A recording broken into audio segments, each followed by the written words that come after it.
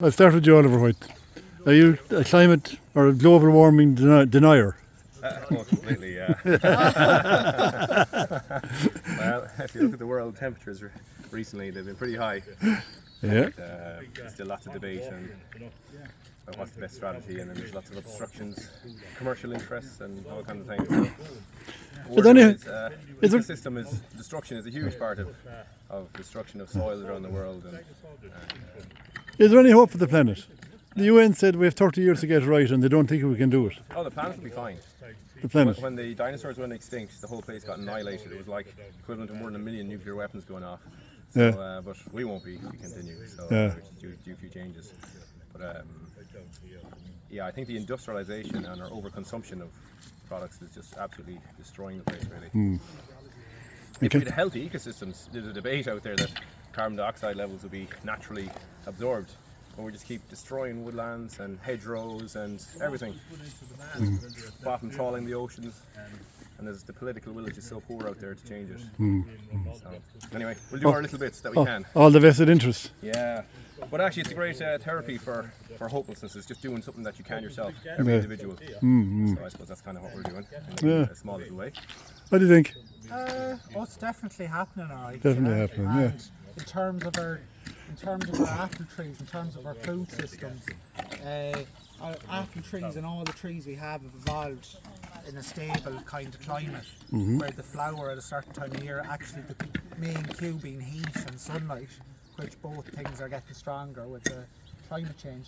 So even with our apple trees, there's a report I was reading in the Guardian, I don't know the exact details of the report, but they reckon that most, like the British, I didn't say it, but the Irish, Britain and Ireland, that our apple trees face extinction due to the climate change, due to the soils becoming more arid and that. So even some of our native plants are at risk from climate change. So we could look at a landscape with a lot less flora over the next couple of decades. There's even talk of kind of introducing plants from the mainland that, like, to fill that niche, like if we do end up becoming a more arid country, do you know what I mean? But so biodiversity is on the decline, is it? Well, it's one side of the same coin as well, do you know what I mean? And if with climate change increasing, biodiversity provides us with a lot of ecosystem services. So let's say people hate the wasp that comes out during the year and it goes on a bit of an attack in August and September, but during spring into summer that same wasp is flying around, this unsung hero, eating all the caterpillars and all the aphids and all the creatures that are attacking our plants. Nobody told us that. No, do you know what I mean? If we lost the wasp, we'd be a lot more pests on the landscape for our food crops. And you know what I mean? We hate them come August and that, but we really should be thanking them, you know. But if then you have more wasps, you have little tiny solitary wasps that'll be flying around eating the aphids and stuff, laying their eggs, to parasitize the animals that are going to be attacking our apples even, you know. And then you have pollination services, the pollinators, wild pollinators, providing all these services, worms providing soil fertility. Do you know what I mean? If you lose all that, you know what I mean, you're a bother. It's all gone. So biodiversity loss, I think number one is habitat loss. So just clearing whole landscapes and if you left the landscapes alone, they turn into temperate rainforests, and they're what created our soils and our whole life support system. So we're selling the family silver here by not allowing any of it grow back again. So we're like 1% native woodland covered in Ireland now. We're the second lowest after Malta, which is very arid. So they have an excuse. And we're always lecturing Brazil about tut-tutting about they're clearing off the rainforest. Like, where are ours? So, but yeah, number two then is chemical use. So like we're really living the age of chemistry, which has provided huge benefits to mankind and technologies, but also it's destroying things, and things are not tested properly. So things like and is there another way of doing it?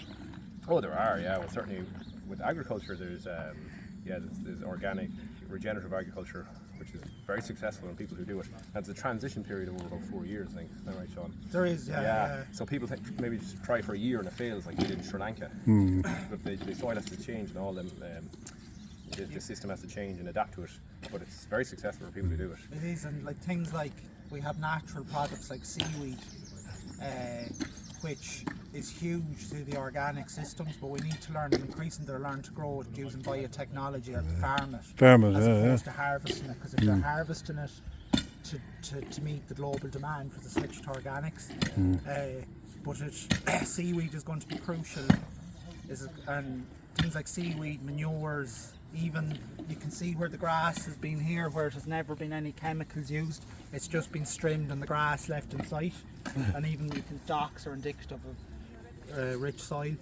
But this soil here is an example of kind of what soil should look like. It's brown and black, and even at this time of year, after all the rain, it's real crumbly and friable in an area that's mainly So it drains clay. off well, yeah? It drains off well, but over the last couple of centuries, or the last century, with the advent of kind of fossil fuel based fertilisers, we have very little organic matter in most our soils and fields. It's just the brown clay, because we're not relying on the fertility from the worms and the organic matter to feed the soil. We're kind of more just adding in the chemical compound fertiliser every year as we need it. So it's the equivalent to kind of giving the baraka to the soil, I suppose. Yeah, What's the quick answer to all this anyway? What's the quick answer? Yeah. Is work with nature. Yeah, like we have to produce food and we have to farm and we have to live our lives and have technologies but like work with nature. Yeah. And a lot of it, there's a lot of obvious things we could do, but there's resistance because of commercial agreements and contracts and in the EU and this and that and the other end. But yeah, we could change them overnight if we wanted to. The kindness that it has flipped. It's just as everything, we're too slow with it, but we are moving in that direction. Yeah. Even the commercial ends are moving more towards using natural products, because they know it as well. You know, that Yeah. And the other thing as well with geopolitics, the way it is, I think it's a good idea for us to get a bit more self-sufficient. So like we would have had orchards all over town here, buying your own local ones. But then I suppose the supermarkets came in and said, oh, you can buy them cheaply, there's no point, and they're all cleared and built on and everything else. Which every house had a back garden, wasn't it? Yeah, pigs and hens and everything. No, we have nothing. So I think it's time to maybe come back a little bit back to that.